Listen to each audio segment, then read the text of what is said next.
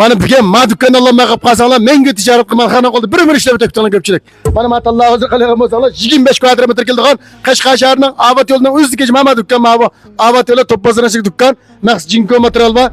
Bu dükkan nemi sebep ötükse pırıldı örgende müştenk ayızga vizimitir nersiga üzgerde dükkandan urne. Şu an ma dükkan küçük yap kaldı takım yoğun dükkan var. Ma dükkan manda toluk işten düşken dükkan emas.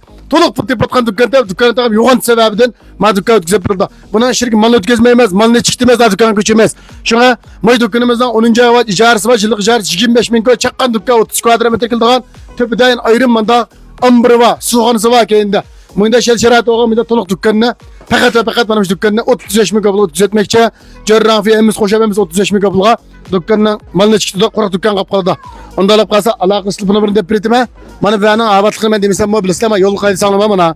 Bütün maşını tohtap etken maşına bir kâge edim kaydı sağlama bilal esle. Alakasız bu numara 139 0998 25 77 kilometre dükkanına persentin tutup ilva sağlama oldu. Hayır hoş emsi.